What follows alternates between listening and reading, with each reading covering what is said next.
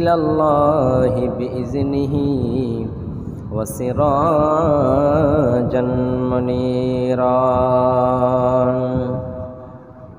الذي لا ند له ولا ند له لا سبح له ولا سبيح له وهو الفرد الصمد لم يلد ولم يولد ولم يكن له كفوا أحد أعوذ بالله من الشيطان الرجيم بسم الله الرحمن الرحيم يا أيها الذين آمنوا استعينوا بالصبر والصلاة إن الله مع الصابرين وقال النبي صلى الله عليه وسلم أشد الناس بلاء الأنبياء ثم الأمثل فالأمثل উপস্থিত আজকের জুমার মসজিদের মুসাল্লিগণ, সর্বপ্রথম সেই মহান করুণাময় আল্লাহ সুবহানাহু ওয়া তাআলার প্রশংসা করি, গুণগান গাই। যে আল্লাহ আমাদেরকে একত্রিত হওয়ার তৌফিক এনায়েত করেছেন, তাই পড়ি আলহামদুলিল্লাহ। তারপরে তার প্রিয় নবী আমির আল্লাহ তাজদারে মদিনা মুহাম্মদ মুস্তাফা সাল্লাল্লাহু আলাইহি ওয়াসাল্লাম এর প্রতি শত সহস্র সালাম বর্ষিত হোক। আল্লাহুম্মা সাল্লি আলাইহি আল্লাহুম্মা বারিক আলাইহি। আজকে আপনাদের সম্মুখে যে বিষয়টি নিয়ে দণ্ডমান হয়েছি সেটি হচ্ছে ধৈর্য, অর্থাৎ সবর। এবং আমরা ধৈর্য কি করে ধারণ করব? আমাদেরকে নামাজের মাধ্যমে, সলাতের মাধ্যমে আল্লাহ সুবহানাহু ওয়া তাআলা ধৈর্য ধারণ করার কথা বললেন। আমরা ধৈর্য ধারণটা করি কি করে? আমরা আজকে আমাদের অবস্থা এমন হয়ে গিয়েছে, আমাদের উপরে যদি বিপদ আসে, আপদ আসে, তাহলে আমরা সেগুলিকে এড়িয়ে চলি। সেগুলিকে আমরা মনে করি না যে এগুলো আল্লাহর আযাব, এগুলো আল্লাহর হুকুম, এগুলো আল্লাহর পক্ষ থেকে এসেছে। সমস্ত জিনিস আল্লাহর ব্যতীত, আল্লাহর হুকুম ছাড়া কিছুই হয় না। প্রথমে কোনো মানুষকে ধৈর্য, কোনো বালা মুসিবত দিয়ে তাকে পরীক্ষা করা হয়, কাউকে অসুখ দিয়ে পরীক্ষা করা হয়, কাউকে সন্তান না দিয়ে পরীক্ষা করা হয়, এবং কাউকে দুনিয়ায় গরিব বানিয়ে, অর্থাৎ অভাবশীল বানিয়ে তাকে পরীক্ষা করা হয়। ওই সমস্ত জিনিসগুলিতে যারা সফল হয়ে যাবে, যারা ধৈর্য ধারণ করবে, তারাই হচ্ছে কামিয়াব, তারাই হচ্ছে সফল। তাহলে আল্লাহ সুবহানাহু ওয়া তাআলা পবিত্র কোরআন আল কারীমের ভিতরে ধৈর্যের কথা কি বলেছেন? তাই তো রব্বুল আলামিন পবিত্র কোরআন আল কারীমের ভিতরে বললেন, ও দুনিয়ার মানুষেরা, তোমাদের আপদ বিপদ যখন আসবে, যখন তোমাদের উপরে মুসিবত চলে আসবে, ওই মুসিবতের সময়গুলিতে তোমরা যদি ধৈর্য ধারণ করে থাকো, তাওয়াক্কুল আলাল্লাহ, আল্লাহর উপরে যদি বিশ্বাস করে থাকো, তাহলেই তোমরা সফল হয়ে যাবা, তাহলেই তোমরা সফল। কখনো তোমাদের সন্তানকে কেড়ে নেওয়া হবে, কখনো তোমাদেরকে সন্তান না দেওয়া করা হবে, কখনো তোমাদেরকে আপদ আর বিপদ দিয়ে তোমাদেরকে পরীক্ষা করা হবে। তোমরা সেগুলিতে যদি তোমরা সামলে নাও, সেগুলিকে তোমরা যদি বরদাস্ত করে নাও, ধৈর্য ধারণ করে নাও, তাহলে তোমরা সফল হয়ে যাবা। আমরা সদা সর্বদা কোন জায়গায় ধৈর্য ধারণ করার কথা আল্লাহ সুবহানাহু ওয়া তাআলা বলেছে? দুনিয়ার জমিনে সব থেকে জায়গা কোনটা বেশি ভালো এবং কোন জায়গাটা সব থেকে জঘন্যতম জায়গা? রব্বুল আলামিনের নবী বললেন, দুনিয়ার মানুষেরা, দুনিয়ার জমিনে সব থেকে জায়গা হলো, সব থেকে খারাপ জায়গা হলো বাজার। বাজারে অশ্লীল জিনিস পাওয়া যায়, অশ্লীল জিনিস দেখা যায়, সেখানে গুজব হয়, সেখানে অন্যায় অশ্লীল কাজ হয়, সেখানে মানুষেরা ব্যর্থ কথা বলে বলে সময় কাটায়। তাই বিশ্বনবী বললেন, সব থেকে জঘন্যতম জায়গা হলো বাজার। বিশ্বনবী আবার বললেন, ও দুনিয়ার মানুষেরা, মুমিনেরা, সব থেকে ভালো জায়গা হলো কোনটা? সব থেকে তোমাদের সুন্দরতম জায়গা কোনটা? আল্লাহকে তোমরা কাছাকাছি করে নিতে পারো এমন কোনটা জায়গা? বিশ্বনবী বললেন, সব থেকে উত্তম জায়গা হলো মসজিদ। মসজিদ। বাজারে মানুষেরা বসে গল্প গুজব করে, এর কথাও কে বলে, ওর কথাও কে বলে, ধ্বংসের পাহি ধ্বংসের দিকে তারা এগিয়ে নিয়ে যায়, সবাইকে ধ্বংসের দিকে আহ্বান করে। কিন্তু মসজিদে যদি এসে ধৈর্য ধারণ করে নামাজ পড়ে, ওই নামাজের মাধ্যমে যদি আল্লাহকে রাজি করিয়ে নিতে পারে, সেই হলো সফল, সে হচ্ছে সফল। যারা নামাজ পড়তে পড়তে ধৈর্য ধারণ করে 5 ওয়াক্তের নামাজ, আমাদের মন চাই না আমরা এত ঠান্ডায় লেপের তল থেকে উঠে সেখান থেকে রাত্রি 4টার সময় উঠে আমরা নামাজ ফজরের নামাজ পড়ি, কিন্তু আমরা সবর করে নিচ্ছি, আমরা ধৈর্য ধারণ করে নিচ্ছি। ওই ঠান্ডাটাকে ব্যর্থ করে সেটাকে দূরে সরিয়ে দিয়ে আমরা আল্লাহর ডাকের সাড়া দিয়ে আল্লাহর জমিনে আল্লাহর হুকুমকে কায়েম করতে চলেছি। যখন মুয়াজ্জিন আজান দেয়, হাইয়া আলাস সালাহ, ও দুনিয়ার মানুষেরা তোমরা নামাজের দিকে এসো, নামাজের দিকে এসো। আবার মুয়াজ্জিন আজান দিয়ে বলে, হাইয়া আলাল ফালাহ, ও দুনিয়ার মানুষেরা তোমরা সাফল্যের দিকে এসো। দুনিয়ায় কিছুই সাফল্য নয়, তোমাদের ঘুমটাও সাফল্য নয়, তোমাদের আরামটাও সাফল্য নয়, তোমাদের ব্যবসা বাণিজ্য সাফল্য নয়, তোমরা বেঈমানি করো সেটাও সাফল্য নয়। যদি তোমরা মসজিদে এসে নামাজ পড়ো তাহলেই তোমরা সফল হয়ে যাবা। আবার রব্বুল আলামিন ডাক দিয়ে বলে, দুনিয়ার মানুষেরা যখন মসজিদের মুয়াজ্জিন আযান দেয়, আসসালাতু খায়রুম মিনান নাওম, মুয়াজ্জিন যখন ফজরের আযান দেয়, ও দুনিয়ার মানুষেরা তোমরা ঘুমিয়ে রয়েছো, ঘুমিয়ে আর থাকানো যাবে না।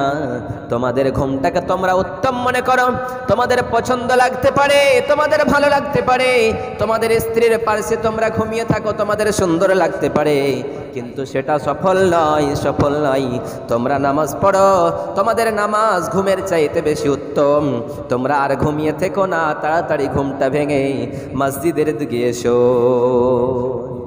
মসজিদে এসে নামাজ আদায় করো। এত সুন্দর গরম, এত সুন্দর ঠান্ডা, এগুলোকে ভোগ করে, এগুলোকে ছেড়ে দিয়ে সেই লোকটা যদি ধৈর্য ধারণ করে, সেগুলো সবর করে যদি মসজিদে এসে নামাজ পড়তে পারে, সেই হচ্ছে সফল। তাই তো রব্বুল আলামিন বলেন, দুনিয়ার মানুষেরা, ইয়া আইয়ুহাল্লাযীনা আমানুস্তাঈনু বিস-সাবরি ওয়াস-সালাহ, ইন্নাল্লাহা মা'আস-সাবিরিন। রব্বুল আলামিন বলেন, দুনিয়ার মানুষেরা, ও মুমিনেরা, যারা এক আল্লাহ বলে মেনে নিয়েছো, যারা এক আল্লাহ বলে বিশ্বাস স্থাপন করেছো, এক আল্লাহ বলে রব বলে মেনে নিয়েছো, তোমরা শুনে নাও, শুনে নাও।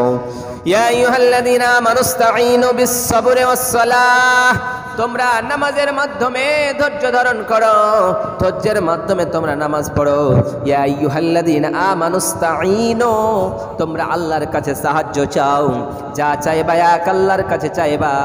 ইস্তাঈনু বিস-সাবরি ওয়াস-সালাহ, নামাজের মাধ্যমে যদি তোমরা ধৈর্য ধারণ করো, আল্লাহকে যদি রাজি করিয়ে নিতে পারো, আল্লাহ সাত আসমানের ওপর থেকে আর সাজিমের ওপর থেকে সেই বান্দার দিকে তাকায়া বলে, ও বান্দা লাব্বাইক বলেছো, আমার এটাকে সারা দিয়ে মসজিদে এসে নামাজ পড়েছো, ধৈর্য ধারণ করেছো, তুমি যা চাইবা আমি আল্লাহ সব মেনে নেব, সব মেনে নেবে। আমরা কেমন করে নামাজ পড়ি, আমাদের নামাজ কেমন হয়, আমরা কেমন স্থিরতার ভাবে নামাজ পড়ি আপনি দেখুন। আমরা যখন মসজিদে এসে নামাজ পড়ি, তখন 2 মিনিটে 4 রাকাত নামাজ পড়ে তাড়াতাড়ি বাড়ি যাওয়ার জন্য, বাড়িতে ফিরে যাওয়ার জন্য আমরা লেগে থাকি। কিন্তু বিশ্বনবীর সাহাবীরা কেমন করে নামাজ পড়তেন? বিশ্বনবী সাল্লাল্লাহু আলাইহি সাল্লাম বলেন, সাল্লু কামা রাআইতুমুনি মুসাল্লি, ও আমার উম্মতের দলেরা, ও আমার গোলামেরা, ও আমার উম্মতেরা, তোমরা নামাজ পড়ো, আমি নবী আমারে যেমন ভাবে তোমরা নামাজ পড়তে থাকো তেমন ভাবেই তোমরাও নামাজ পড়ো। তোমরা যখন নামাজে দাঁড়িয়ে যাবা, তখন তোমরা এটা অনুভব করবা, আমি আল্লাহরে দেখতেছি। যদি আল্লাহ আমাকে দেখতে পাই, আল্লাহ আমারে দেখতেছে, আমিও যদি আল্লাহকে দেখতে পাই না, কিন্তু আল্লাহ অবশ্যই আমাকে দেখতে পাচ্ছে। এটা স্থির করে নিতে হবে।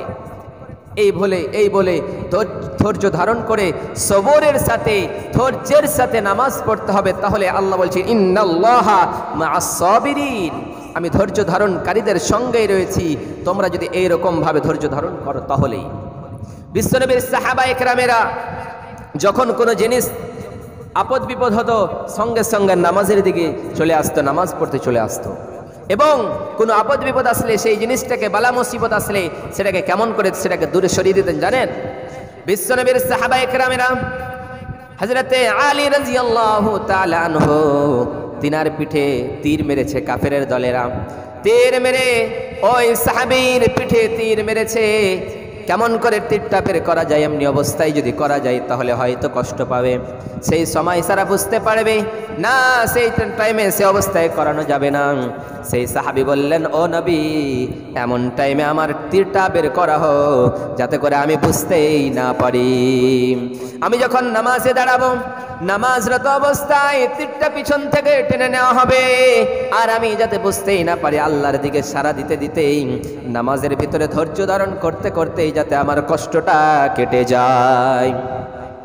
এবার সাহাবী নামাজে দাঁড়িয়েছেন, নামাজে যখন দাঁড়িয়েছেন পিছন থেকে তীরটা ছুঁড়েছে, তীর টেনেছে, কেমন করে টেনেছে বুঝতে পারিনি। সাহাবী বললেন, আমার তীরটা কি কেমন করে টানলেন? ওই সাহাবা একরামেরা বললেন, তুমি যখন নামাজে দাঁড়িয়েছিলা পিছন থেকে তীরটা টেনে নেওয়া হয়েছে। তারা বুঝতে পারিনি, তারপরেও তারা বুঝতে পারেনি এত কষ্টের পরে তাহলে আমরা কতটুকু ধৈর্য ধারণ করি, আমাদের কতটুকু ধৈর্যের শীল রয়েছে। আমরা কখনোই নিজেকে ধৈর্যের সাথে, সবুরের সাথে রাখতে চাই না। আল্লাহ সুবহানাহু ওয়া তাআলা বলছেন, ওয়াসবির নাফসাকা মা'আল্লাযীনা ইয়াদউনা রাব্বাহুম বিল গাদাতি ওয়াল আশি ইউরিদুনা ওয়াজহাহু। বিশ্বনবী সাল্লাল্লাহু আলাইহি সাল্লামকে বললেন, নবী, ও আল্লাহ বলছেন, ও নবী, দুনিয়ার মানুষদেরকে আপনি ধৈর্য ধারণের কথা বলুন এবং আপনি ধৈর্য ধারণ করুন যারা আল্লাহকে সকাল সন্ধ্যা ডাক দেয় এক আল্লাহকে রাজি করিয়ে নেওয়ার জন্য। তারা ওয়াসবির নাফসাকা মা'আল্লাযীনা ইয়াদউনা রাব্বাহুম বিল গাদাতি ওয়াল আশি ইউরিদুনা ওয়াজহাহু। আল্লাহর রেজামন্দি, আল্লাহকে খুশি করিয়ে নেওয়ার জন্য তারা সদা সর্বদা আল্লাহরে ডাকতে থাকে, আল্লাহকে রাজি করার জন্য। কিন্তু আমাদের যখন বিপদ আসে তখন আল্লাহকে আমরা ভুলে যাই, যখন আমাদের বেশি টাকা হয়ে যায় তখন আল্লাহকে বলে ভুলে যায়, যখন আমাদের উপরে কোনো খুশির সংবাদ আসে তখন আল্লাহকে বলে ভুলে যায়, যখন আমরা বিপদে পড়ি তখন আল্লাহকে ডাকি, আল্লাহ তখন শুনবে না। যেহেতু সময় দেওয়া হয়েছে বান্দা, তোমাকে সময় দেওয়া অবস্থায় তুমি সেই সময়গুলিকে তোমার মেনটেন্স করে নিবা, ভালোভাবে চলবা, তাহলেই তোমরা সফল হয়ে যাবা। এবার বিশ্বনবী সাল্লাল্লাহু আলাইহি সাল্লাম কি বলেন? আশাদ্দুন নাসি বালাআল আমবিয়া সুম্মাল আমসাল ফাল আমসাল। বিশ্বনবী বললেন, সব থেকে দুনিয়ার জমিনে আম্বিয়া একরামদের উপরে বেশি আপদ বিপদ এসেছে, বেশি কষ্ট ধারণ করেছে, কষ্ট কেটেছে সব থেকে বেশি বিশ্বনবীর সাহাবা, বিশ্বনবী সাল্লাল্লাহু আলাইহি সাল্লাম এবং রাসূলগণ যতগুলি এসেছে সবাই কষ্ট কেটেছে। এবং তারপরে আম্বিয়া একরামদের পরে সাহাবা একরামদের উপরে বেশি কষ্ট এসেছে, এরা বেশি কষ্ট করেছে, কিন্তু সদা সর্বদা তারা ধৈর্য ধারণ করেছে। যতই আপদ বিপদ আসুক না কেন সদা সর্বদা সে ধৈর্যের ধারণের কাছেই তারা থাকবে। তারপরে বিশ্বনবী কি বলছেন যে আমার উপরে কত বিপদ এসেছে তোমরা কি জানো? আমি যখন তায়েফের ময়দানে গিয়েছি, তায়েফের ময়দানে দ্বীন ইসলাম প্রচার করার জন্য যখন গিয়েছি, কাফেরের দলেরা আমারে পাথর মেরে মেরে রক্তাক্ত করেছে, তারপরে আমি নবী তারপরেও বলিনি, কাফেরদের উপরে বরদুয়া করে দেইনি। বিশ্বনবীকে যখন তায়েফের মাটিতে পাথর মেরে মেরে রক্তে রক্তিত করা হয়েছে, তখন সাহাবায়ে কেরামেরা বলেছে, ওগো নবী, আপনি কেন এত কষ্ট করছেন? জিবরিল আমিন এসে বলছেন, ওগো নবী, আপনি একবার বলেন এই তায়েফবাসীদের সমস্তগুলিকে পাহাড় দিয়ে তহস নহস করে দেব। কিন্তু বিশ্বনবী সদা সর্বদা বলতেন, ও জিবরিল, আমি যদি চাই হয়ে যাবে, কিন্তু আমি নবী, আমি হচ্ছেন রাহমাতাল লিল আলামিন, আমি কখনো বরদুয়া করতে পারি না। হতে পারে একদিন না একদিন তারা কালিমার দাওয়াত গ্রহণ করবে। তবু ধৈর্য ধারণ করেছে। বিশ্বনবী বাড়িতে গিয়েছেন, বাড়িতে যাওয়ানো অবস্থায় কাফেরেরা বিশ্বনবীর উপরে পাথর ছুঁড়েছে, তারপরে নোংরা জিনিস ফেলে দিয়েছে, ধুলো বালু ফেলে বিশ্বনবীর মাথাটাকে খারাপ করে দিয়েছে। ফাতেমা রাদিয়াল্লাহু তাআলা আনহা দেখেছেন, তারপরে নবীকে বলেছেন, নবী, ও আমার আব্বা, এত আপনি কষ্ট কেন করছেন? তারপরে আল্লাহর নবী বলেছেন, ফাতেমা, আজকে যদি কষ্ট করো তাহলে কালকে অবশ্যই তার ফলাফল পাবা। তাহলে এত কষ্টের পরে ধৈর্য ধারণ করেছে সদা সর্বদা তারা। বিশ্বনবীর সাল্লাল্লাহু আলাইহি সাল্লাম আবার বলেন, আমার পূর্বে একজন নবী এসেছিলেন, সমস্ত নবীকে পরীক্ষা করা হয়েছিল, সমস্ত নবীগুলি ধৈর্য ধারণ করেছে, তাই সমস্ত নবী আজকে সফল হয়ে গিয়েছে।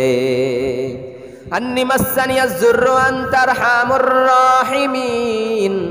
আল্লাহ রাব্বুল আলামিন বলেন, দুনিয়ার মানুষেরা হযরত আইয়ুব আলাইহিস সালাতু ওয়াস সালাম, হযরত আইয়ুব আলাইহিস সালাতু ওয়াস সালামকে, ওই নবী আইয়ুবকে যখন অসুখ দেওয়া হলো, বিসুখ দেওয়া হলো, অসুখ দিয়ে পরীক্ষা করা হলো, ওই আইয়ুব নবীর ওপরে এত কষ্ট হয়েছিল, সারা শরীরটাতে পোকা হয়ে গিয়েছিল এবং এত ভয়ঙ্কর ধরনের আকৃতির অসুখ হয়েছিল, কোনো ডাক্তার করবাজ কেউ ভালো করতে পারছিল না। এতগুলি বিবি থাকা সত্ত্বেও, স্ত্রী থাকা সত্ত্বেও, ছেলে থাকা সত্ত্বেও সবাই ছেড়ে চলে গেল, কিন্তু আইয়ুব নবী আল্লাহর উপরে তাওয়াক্কুল করে, আল্লাহর উপরে ভরসা করে সেখানে আল্লাহর কাছে শুধু দোয়া করতে থাকলো, আল্লাহ আমাকে অসুখ দিয়েছো, কোনো আমার অসুবিধা নেই, কিন্তু আমাকে শুধুমাত্র আল্লাহ তোমার জিকির করার জন্য জবানটা ঠিক রাখো। জবানে যদি আল্লাহ বলার ক্ষমতা রাখি, তাহলে আল্লাহ কাল কিয়ামতের কোটে আমি বলতে পারবো আল্লাহর কাছে যে, হে আল্লাহ, আমি আমার ওপরে যত আপদ বিপদ এসেছে সমস্তগুলিকে আমি ভোগ করে নিয়েছি, সমস্তগুলিকে আমি ধৈর্য ধারণ করেছি, আমার কিছুই হবে না। তারপরে এবার রব্বুল আলামিন কে বলেন, ওয়ালানাবলুওয়ান্নাকুম বিশাইইম মিনাল খাউফি ওয়াল জু'i ওয়া নাকসিম মিনাল আমওয়ালি ওয়াল আনফুসি ওয়াস সামারাত ওয়া বাশশিরিস সাবিরিন। রব্বুল আলামিন বলেন, দুনিয়ার মানুষেরা, ওয়ানাবলুওয়াকুম, কোন মানুষকে, অনেকগুলি মানুষকে আল্লাহ পরীক্ষা করে থাকে। কখনো খিদা দিয়ে পরীক্ষা করা হয়, কখনো রিজিকের অনটন ঘটিয়ে পরীক্ষা করা হয়। ওয়ানাবলুওয়ান্নাকুম বিশাইইম মিনাল খাউফি, কখনো কখনো তাদেরকে ভয় দেওয়া হয়, ভয় দিয়ে আল্লাহর ভয়ে, মানুষের ভয়, আল্লাহর ভয় দিয়ে তাদের কাছে ভয় দিয়ে তাদেরকে পরীক্ষা করা হয়। কখনো তাদের রিজিকের অনটন ঘটিয়ে তাদেরকে পরীক্ষা করা হয়। সেই সমস্ত পরীক্ষায় যদি সফল হয়ে যায়, আল্লাহ বলছেন ওয়াবাশশিরিস সাবিরিন, ওই ধৈর্য ধারণকারীদেরকে বলে দাও, তাদেরকে সুসংবাদ দিয়ে দাও, তারাই হবে জান্নাতি। যে সমস্ত লোকগুলো ধৈর্য ধারণ করবে, সবর করবে, ওরাই হবে জান্নাতি। আল্লাহ বলছেন ওয়া ইন্নাহু মাইয়াত্তাকিল্লাহ ওয়াসবির, যারা আল্লাহকে বলে ভয় করবে আর সবর করবে, তারাই যাবে জান্নাতে, তারাই যাবে সফলের মানদণ্ড, তারাই ক্রস করবে।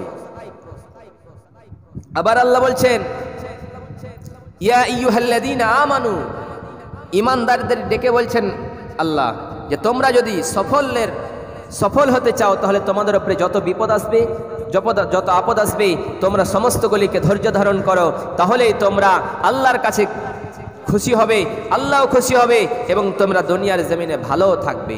তাহলে আল্লাহ সুবহানাহু ওয়া তাআলা নবী সাল্লাল্লাহু আলাইহি সাল্লাম এর জামানায় একজন মহিলার কথা শুনলেন, একজন মহিলার উপরে কত বিপদ এসেছে, তারপরে ওই মহিলাটা ধৈর্য ধারণ করেছে, একবারও নিজে সেটাতে স্থির হয়নি, অস্থির হয়নি, সদা সর্বদা তার উপরে অটল থেকেছে। তাহলে আমরা কেমন আজকে মুসলমান? আজকে আমরা সেগুলি বলে ভুলে গিয়েছি। আমাদের সম্পদ দেওয়া হয়েছে, আমাদেরকে আজকে মানুষ রূপে বানা হয়েছে, এত সুন্দর আকৃতি দেওয়া হয়েছে, চোখ দেওয়া হয়েছে, দুইটা চোখের যদি শুকরিয়া আদায় করে, তাহলে আল্লাহর কাছে শুকরিয়া আদায় করে শেষ করতে পারবো না। কিন্তু আমরা আজকে আল্লাহকে বলে ভুলে গিয়েছি। আল্লাহর দেওয়া সম্পদ আল্লাহ যদি নিয়ে নেয়, তাহলে আল্লাহকে আমরা বলি, হে আল্লাহ, তুমি এমন আমার উপরে বিপদ দিয়েছো, দুনিয়ার বিপদ আমার উপরেই চাপিয়েছো। আমরা এরকম কথা বলি, কিন্তু এসব কথা আমাদের কাছে ঠিক নয়। এগুলি কথা বলানো আমাদের কাছে শোভনীয় নয়। কারণ আল্লাহ সুবহানাহু ওয়া তাআলা নবী সাল্লাল্লাহু আলাইহি সাল্লাম বলছেন যে একজন মহিলা কেমন ধৈর্য ধারণ করেছিল। উম্মে সালিম, মহিলাটার নাম হচ্ছে উম্মে সালিম। ওই মহিলাটার স্বামী তাকে রেখে, তার একটা কচি সন্তান, কচি বাচ্চাকে রেখে সেখান থেকে একটু সফরে বের হয়ে গিয়েছিল।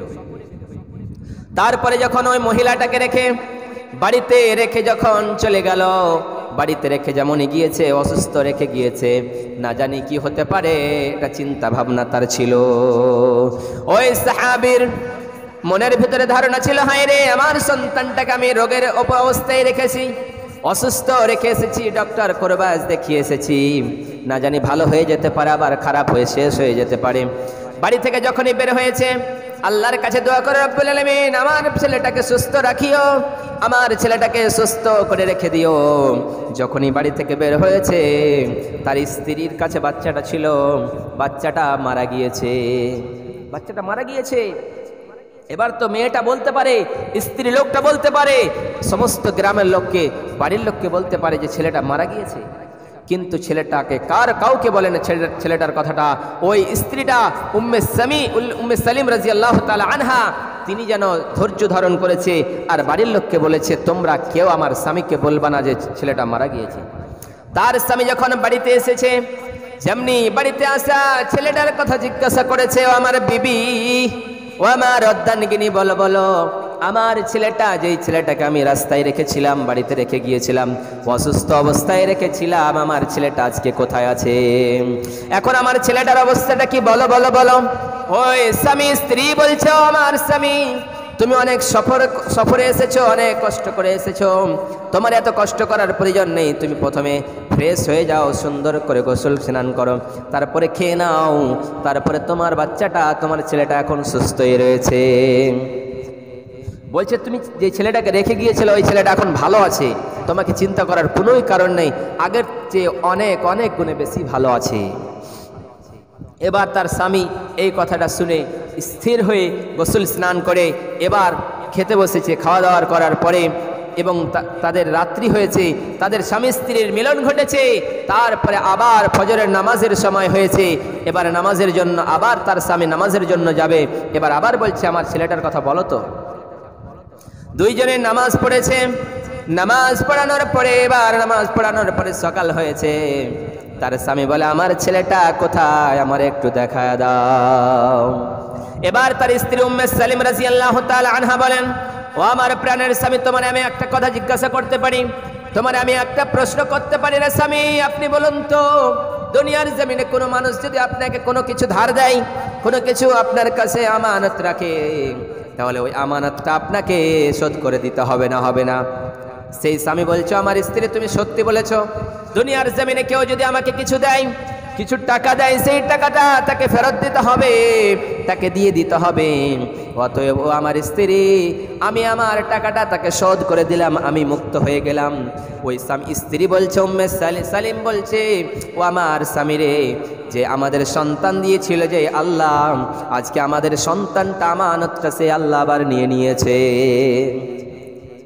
এত কঠিন পরিস্থিতির ব্যাপারেও সেই সাহাবী ধৈর্য ধারণ করলো, তার স্ত্রীও ধৈর্য ধারণ করলো, সবর করলো, আর সেই সবরের ফল আল্লাহ রব্বুল আলামিন বলছেন, এরকম কেউ যদি সবর করতে পারে তাহলে তার জন্য জান্নাত রয়েছে।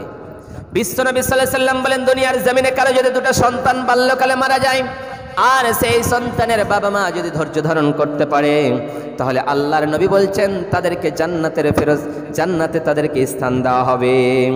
আবার কারো যদি দুনিয়ার জমিনে 3টা কন্যা হয়, তারপরে যদি দুনিয়া 3টা কন্যা হয়, কেউ বলে মনে করে আমার 3টা কন্যা, হাই রে আমার অসুবিধা, আল্লাহর নবী বলছেন 3টা কন্যার বাবা আর আমি নবী একসঙ্গে জান্নাতে থাকবো। বিশ্বনবীর সাহাবারা বললেন, নবী কারো যদি 2টা সন্তান থাকে, কন্যা থাকে, তাহলে কি? বিশ্বনবী বললেন 2টা থাকলেও। বিশ্বনবীর আবার বললেন যে কারো যদি 1টা কন্যা থাকে। তারপরে নবীজি বললেন, কারো যদি 1টা মেয়ে থাকে আর তাকে যদি লালন পালন করায়, তাকে যদি বড় করে, তাকে যদি শিক্ষা দেয়, তারপরে যদি আল্লাহ রাব্বুল আলামিনের কাছে যা রাজি হয়ে যায়, বিশ্বনবী বললেন ওই মেয়ের বাবা আর আমি একসঙ্গে আল্লাহর জান্নাতে থাকবো।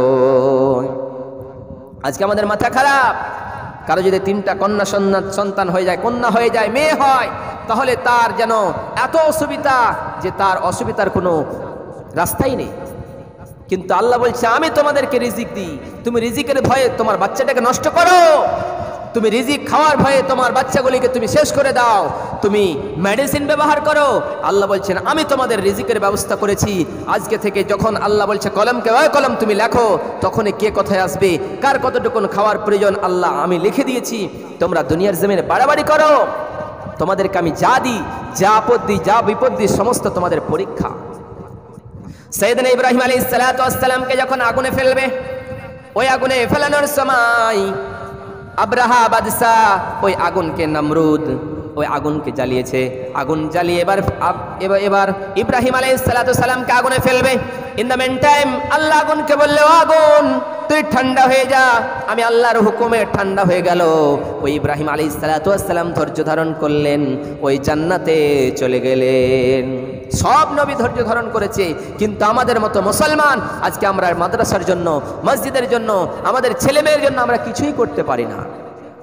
আমরা শুধু টাকা টাকা করি। আমরা এই নামাজে এসে, মসজিদে এসে আমাদের মনটা স্থির নেই। আমরা আল্লাহকে ডাকতে চাই না, আল্লাহর দিকে যেতে চাই না। আমরা আল্লাহ আমাদেরকে যেগুলি বিধান দিয়েছে ওই সমস্ত জিনিসগুলিকে আমরা মানতে চাই না। এগুলি হচ্ছে মুসলমান। আমরা এরকম মুসলমান যে ইসলামকে বলে ভুলে গিয়েছি। ইসলামে যা নির্দেশ দেওয়া হয়েছে, যেগুলি হুকুম দেওয়া হয়েছে, ওই হুকুমগুলিকে আমরা মানতে চাই না। আমাদের মতো হতভাগা মুসলমান কেউ হয়ে যেতে পারে না।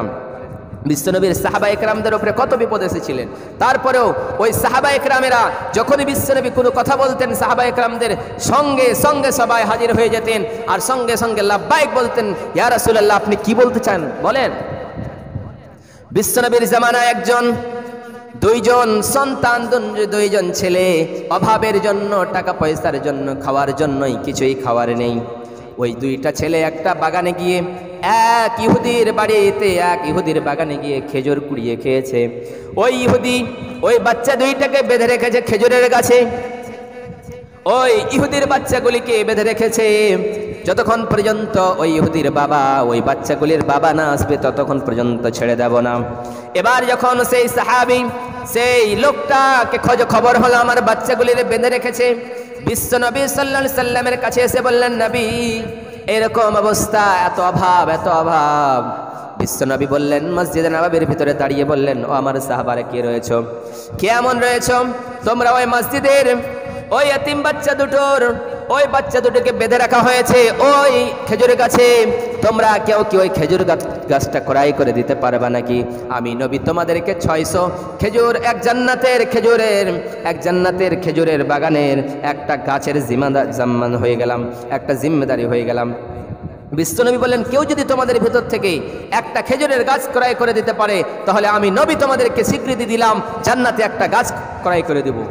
বিশ্বনবীর কথা শুনে সাহাবারা সবাই দাঁড়ালেন। বিশ্বনবী গো, সেই গাছটা কত বড় হবে জান্নাতের গাছটা? বিশ্বনবী বলেন, সারা জীবন তুমি চলবা ফিরবা, কিন্তু গাছটার ছায়া শেষ করতে পারবা না। এবার বিশ্বনবীর কাছে একজন লোক এসে দাঁড়ালেন আর বললেন, নবী গো, আমি সেই গাছটা কিনে দিয়ে দেব।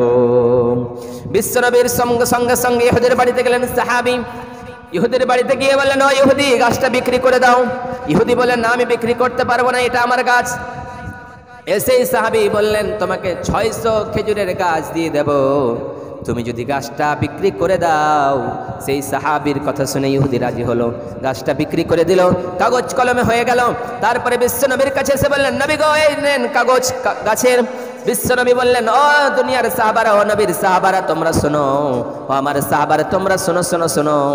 আমি নবী বললাম, তোমরা যদি এই রকম অবস্থায় কারোর পাশে দাঁড়াও, কাউকে যদি তোমরা সাহায্য করো, তোমরা যদি অসুখ বিরোধী, কারো যদি অসুখ হয়ে যায় তার কাছে যদি তোমরা যাও, কেউ বিপদে পড়ে তার কাছে যাও, তার কথাটা শোনো আর তার যদি সহযোগিতা করো, তাহলে আল্লাহ বলছেন আমি রাজি হয়ে যাই, আমি খুশি হয়ে যাই।